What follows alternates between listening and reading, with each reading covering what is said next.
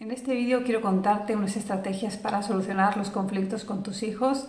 Te las voy a enumerar para que puedas entenderlas fácilmente, te voy a poner ejemplos y puedas usarlas. No es lo mismo solucionar un conflicto con los niños cuando tienen 2 años, cuando tienen 5, cuando tienen 10, que cuando tienen 15.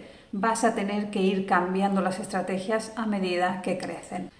Y pienso que este es uno de los retos más grandes para los padres, ya que cuando tenemos algo que nos funciona, ¿no?, que nos soluciona las dificultades, y llega un punto en que ya no funciona y tienes que pensar en algo nuevo. He querido hacer este vídeo porque nos habla mucho de una comunicación respetuosa con los hijos, muy importante, disciplina positiva también, muy importante, resaltar siempre lo bueno que tienen los niños, pero muchas veces nos sucede que estamos con ellos y entramos en un momento de crisis, de esos que te cansan, que se repiten y que no sabes cómo solucionar. Por eso voy a darte estas ideas para que puedas tener unas soluciones que a mí me han servido muchísimo. Te lo comento como madre y como terapeuta también. También decirte que será muy importante que tú conozcas a tu hijo, porque según el carácter que tenga te van a ir mejor un tipo de estrategias o otras. Con lo cual, algo muy importante va a ser que tú puedas conocer a tu hijo, que puedas entenderle. Conocer a tu hijo, porque tu hijo no es como tú crees, como tú piensas, sino que tienes que ir descubriéndolo a medida que va creciendo. Para conocer a tu hijo, yo te recomiendo, por ejemplo, que hables con tu pareja de cómo es vuestro hijo. Ahí, teniendo ese feedback de una persona externa, puedes saberlo. Otra manera muy interesante es haciendo la carta natal de tu hijo. Tener esa mirada de una persona externa, de un profesional. Tampoco tienes que tomarlo todo al pie de la letra, pero hay astrólogos buenísimos y realmente dan una información muy precisa de aspectos del carácter de la persona, con lo cual vas a poder entender mejor por qué tu hijo es como es y actúa como actúa. Y otra tercera manera es a través de un psicólogo infantil. Los psicólogos a veces nos ayudan muy bien a comprender a nuestros hijos cuando son hijos con dificultades y no entendemos realmente nada de por qué se están comportando de esa manera. Entonces esta sería una primera clave, que es conocer mejor a tu hijo y, muy importante, conocerte a ti misma. Vas a entender mucho mejor también cuáles son tus puntos fuertes, cuáles son tus puntos débiles y cómo gestionarte en momentos en que los hijos sabemos que nos ponen al límite a veces. Entonces, si tú te entiendes a ti mismo, a ti misma, vas a poder gestionarte mejor en esos momentos. Las soluciones que te propongo son muchas soluciones creativas que te animan a conectar con tu niño interior, que te animan a conectar contigo. Los niños, sobre todo cuando muestran algo desagradable o un comportamiento que nos sorprende, que no entendemos, lo que tienes que hacer es mirar que tú estés bien, que la pareja esté bien y si no hay nada también de peso en el sistema familiar. A pesar de todo esto, ahora voy a darte estas soluciones creativas. La primera de ellas, la exageración. Esta la uso muchísimo. La exageración es simplemente eso, pues exagerar. Empiezo diciendo cosas que tienen sentido y al final cosas que no lo tienen y que son muy exageradas, y lo que hago así es rebajar la tensión, conseguir que el niño me haga más caso y divertirnos en momentos que a veces son un poco complicados. Por ejemplo, llegamos a casa tardísimo y tiene que ponerse el pijama, recoger. Entonces, pues claro, pues empiezo a darle las órdenes una tras otra. Ponte el pijama, pon la mesa, recoge los zapatos de ahí. Entonces, como veo que le estoy dando muchas órdenes, sigo dándole órdenes después de cosas que no tienen mucho sentido, que son divertidas. Le digo, oye, haz 20 flexiones y bailas 3 chachachás. Y entonces el niño se pone a hacer esas tareas, se pone el pijama, se pone, recoge los zapatos, todo, y se empieza a hacer flexiones en el suelo, cayéndose, riéndose, después empieza a hacer bailes.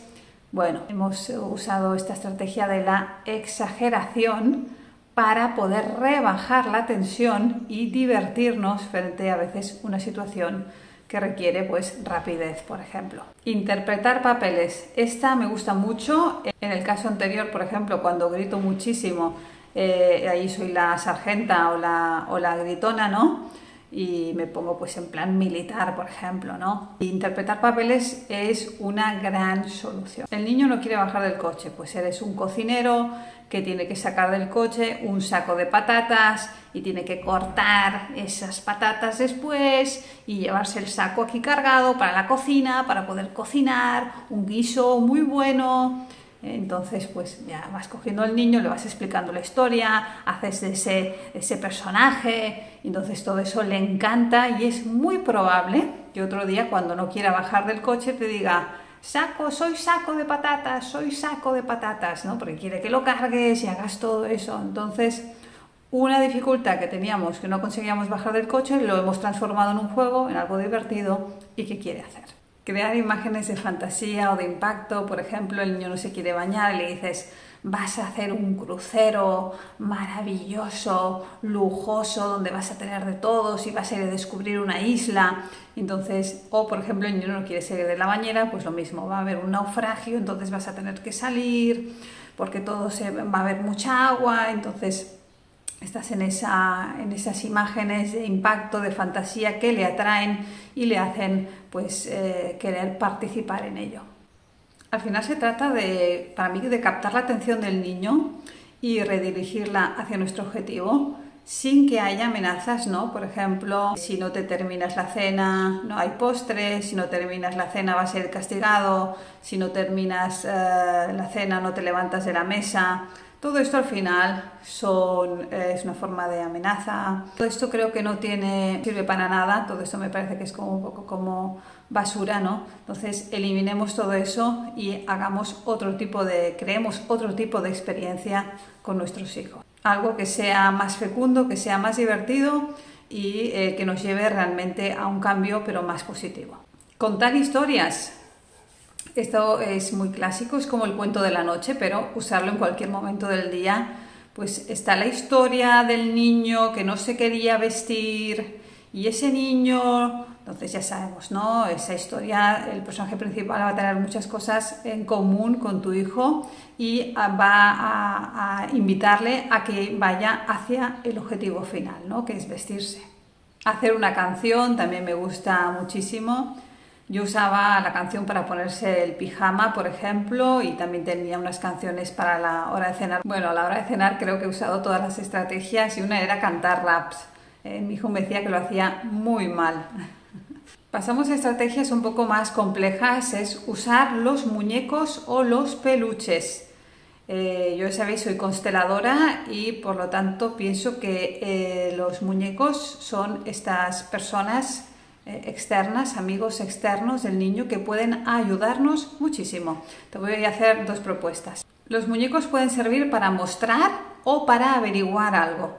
Tú coges los muñecos del niño, los muñequitos de peluche, por ejemplo, y si quieres mostrarle alguna dinámica, niño, algo que te gustaría obtener de él, o una dinámica en positivo de algo que sientes que no está funcionando bien en él, y se lo muestras con los muñecos como si fuera una historia. Otra manera es obtener información a través de esa dinámica también, preguntándole a él qué haría este muñeco o qué haría el otro si se encontrara en esta situación y ver cuáles son las respuestas que él te da. Es una herramienta ya pro, muy terapéutica y súper interesante. Y la segunda manera para usarlo es tener un cómplice o un aliado en determinados momentos. Siento que eso a veces puede estar muy bien, tener esa opinión de esos peluches que puede ayudarnos en algunos momentos. Voy a poner un ejemplo concreto para que se entienda. Un momento en que mi hijo me enseñó pues cómo leía, y leía de una forma que yo no he visto a nadie jamás leer así. Vamos a decir que lo hacía, que no se entendía nada básicamente. Entonces cuando él me lo mostró, yo pensé que no era muy positivo decirle que no se entendía nada, porque tardó mucho en mostrarme cómo leía. Y yo le contesté a él, es muy original, nunca había oído nada así y es muy creativo, cosa que todo era verdad realmente. Pero pensé que necesitaba más ayuda y fuimos a buscar a sus peluches preferidos y uno de ellos fue un cómplice para mí durante esas sesiones de lectura, porque ese muñeco le decía no se entiende nada, parece chino, pero ¿quién te ha enseñado a leer? ¿Pero qué es esto? Entonces él estaba muy bien, porque además al niño le hacía mucha gracia los comentarios que le hacían los muñecos. Y yo estaba del lado del niño, está muy bien, es súper original como lees, pero tenía un cómplice que le daba un feedback diferente que pienso que era necesario en ese momento también. Pensemos que los muñecos pueden servirnos para tener una opinión externa. Nosotros podemos hacer hablar al muñeco, o sea, puede ser una parte nuestra que se expresa a través del muñeco. Y también podemos preguntarle al niño qué dice el muñeco, averiguar cosas de qué es lo que está sintiendo o pensando el niño. Por eso son muy, muy, muy útiles y muy interesantes.